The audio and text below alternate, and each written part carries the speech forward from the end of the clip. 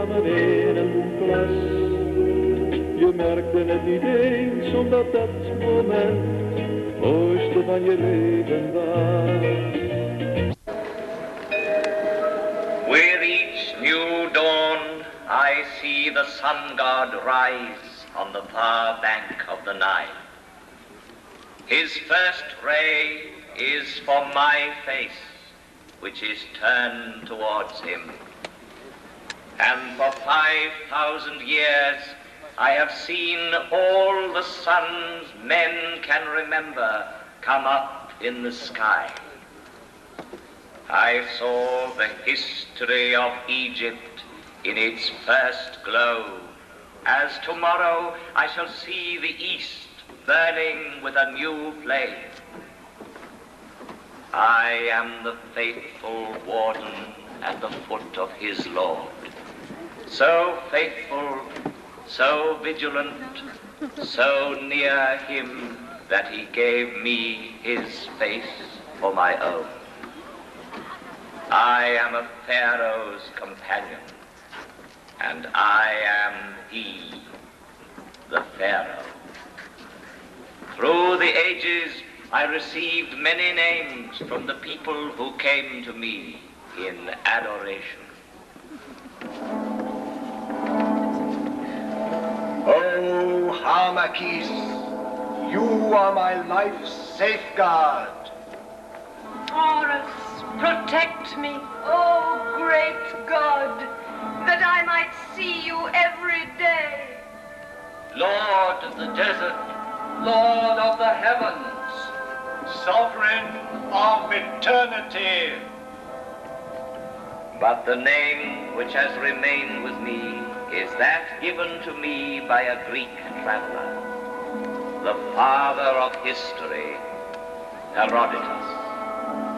He called me Sphinx, as if I were from his land, and that name is now mine. Close to the Nile, I watch over the plateau of Giza, over all its monuments of modest or fantastic height. They are tombs.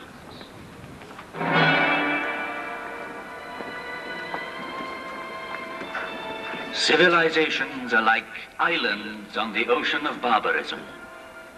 Over this one, the Sphinx has gazed and watched for 5,000 years. At the foot of such mountains of stone, everything becomes minute and insignificant. Man is an insect. And yet, it was men who built these massive monuments. And the names of pharaohs whose tombs they are have crossed the ages. Their glory has defeated time.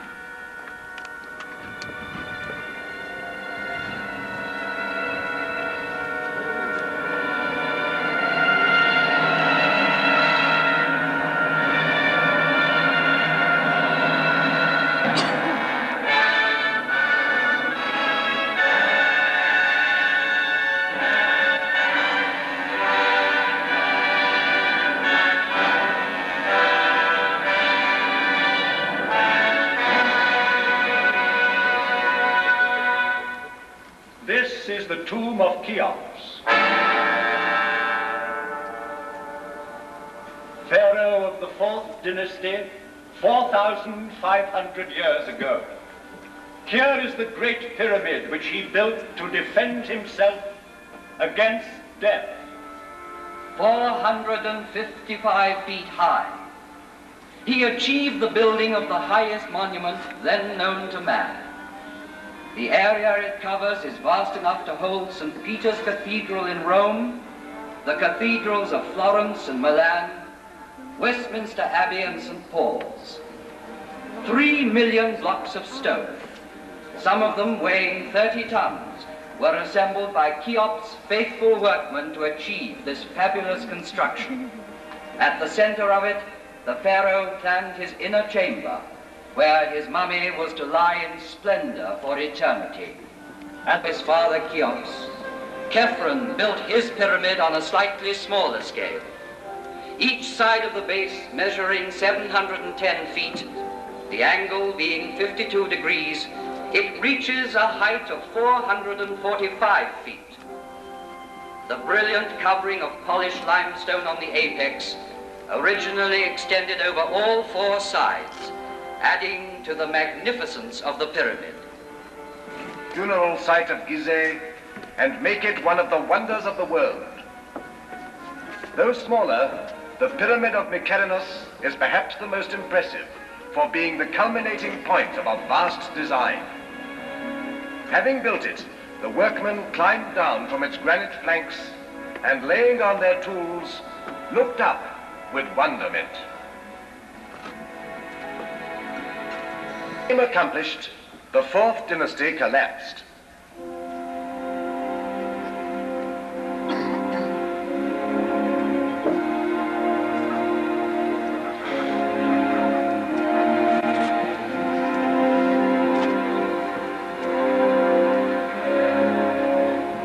But the pyramids still stand. And the inscription on the one that completed the design claims, "Divine is Mykerinos." Approachable by the people only as near as the outer temples where their devotion led them. Coming from the Nile, one ascended by a monumental causeway built on the same colossal scale to the high temples where only the priests lived among the secrets of the mummies. They alone knew for what journey the great barges were being prepared at the foot of the tombs. A journey with the sun. A journey which has lasted 4,500 years.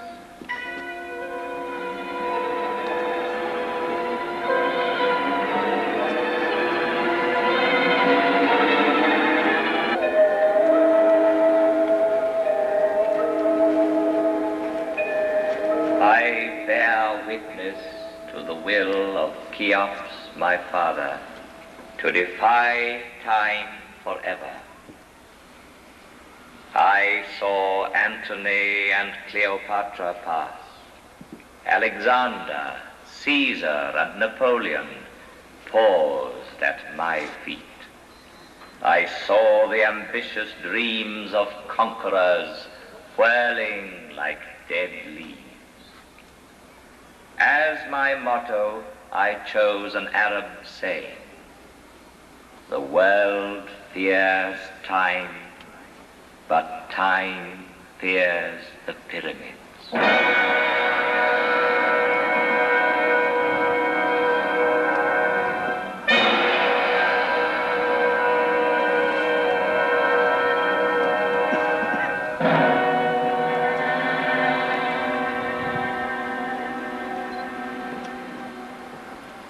Of all ancient monuments, it is the pyramids which have always appealed most vividly to man's imagination.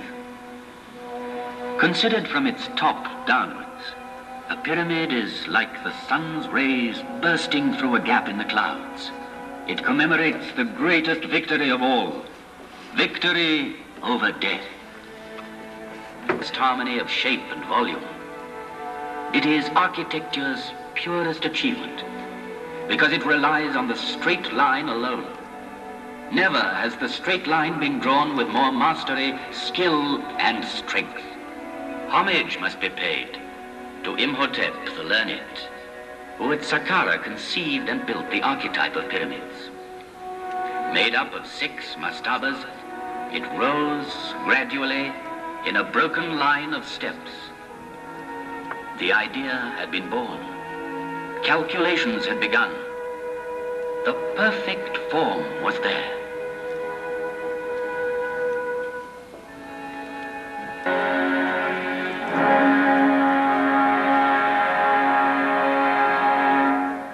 Stone by stone, it was built from earth to heaven.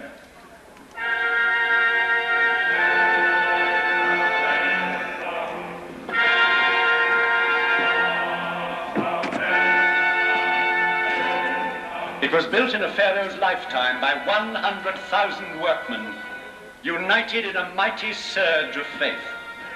Each stone averaged 2.5 tons in weight. 3 million blocks were hoisted up and laid one upon the other. The finest ones of pure granite were dug up in the quarries of Aswan, whence they came by boat, carried by the flooding of the Nile. The movement of these great waters drove the farmers from their inundated fields to the plateau of Giza, where they joined the army of laborers and built. These stones were hauled singly on earth mounds, banked higher and higher as the edifice grew.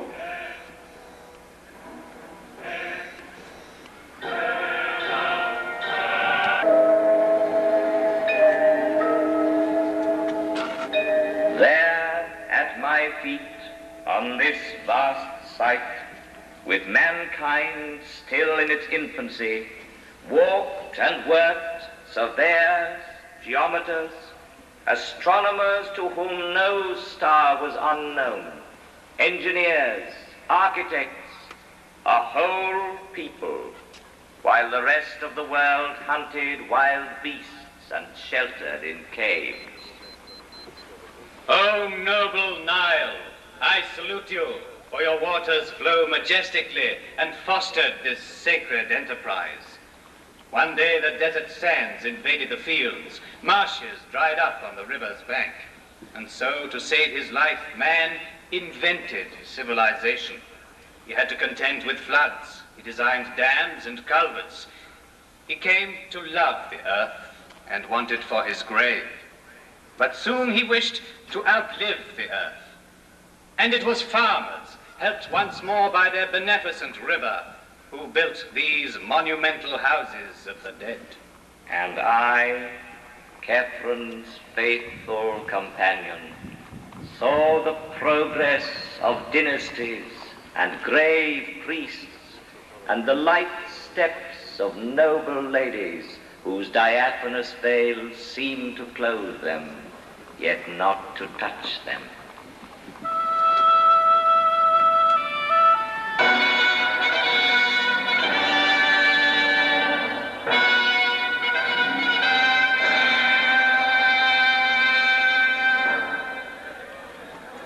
The coronation ceremonies have begun. The crowds have gathered on the bank of the Nile to watch the ritual tests of strength. Now the royal barge is coming upriver, manned by 200 oarsmen. Responding to the excitement of the crowd, they increase their pace. The Pharaoh himself at the tiller maneuvers perfectly and brings the barge smoothly into the landing stage with the last burst of speed. Cheers break out as the Pharaoh comes ashore and swiftly makes his way towards the targets of copper set for his display of archery. The crowds follow him to watch.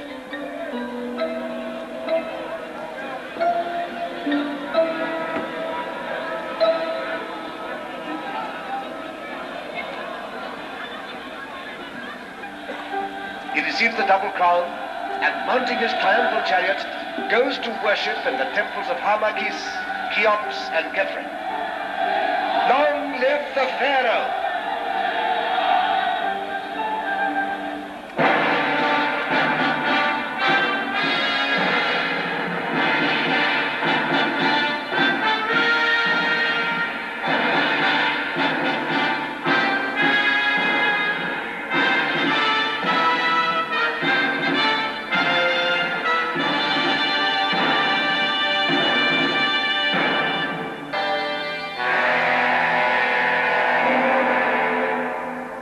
Pharaoh is at rest in his coffin made of wood, adorned with gold and precious stones. The ceremony at the lower temple is over, and ascending the causeway, the funeral procession nears the tomb, escorted by princes, high state officials, and priests.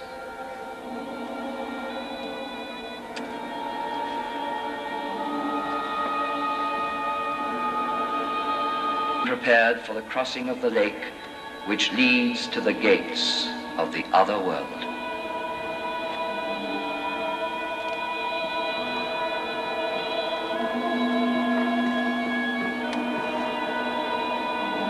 The last slab of stone is going to be sealed with such cunning that it will never be known which part of the wall was the door.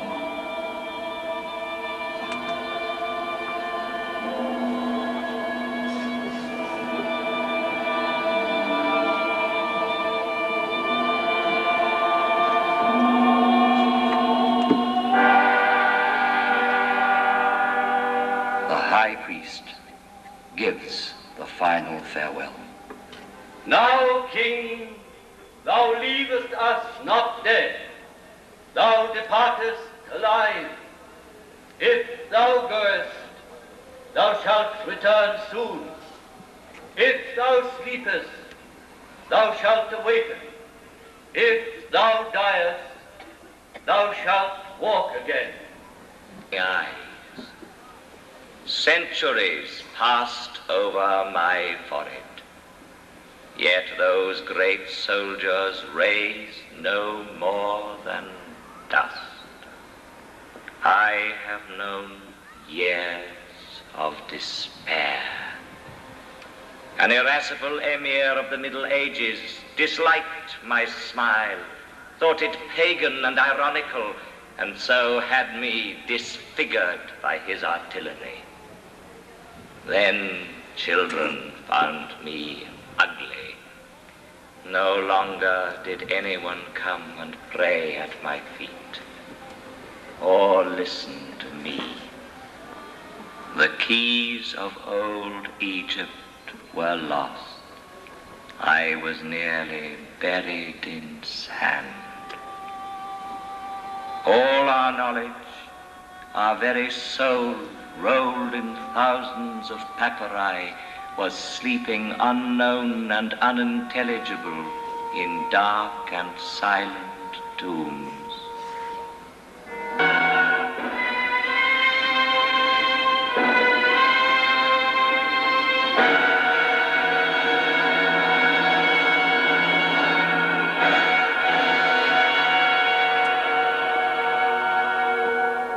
Tomorrow, once more, the rising sun will give me his first caress.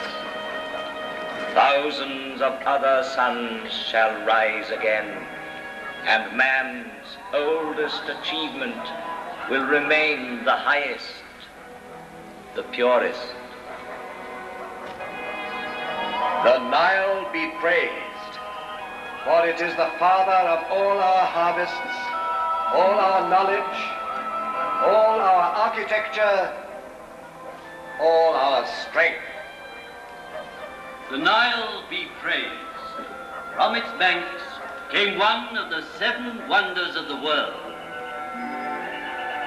The Nile be praised, for it bears tomorrow's prosperity and happiness. The Nile, river of hope, from Aswan to the Delta. The Nile, which is not a grave, But a cradle.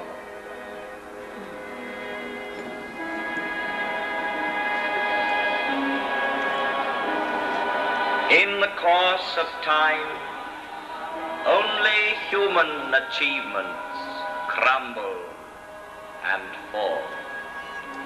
But the spirit which conceived these monuments cannot perish.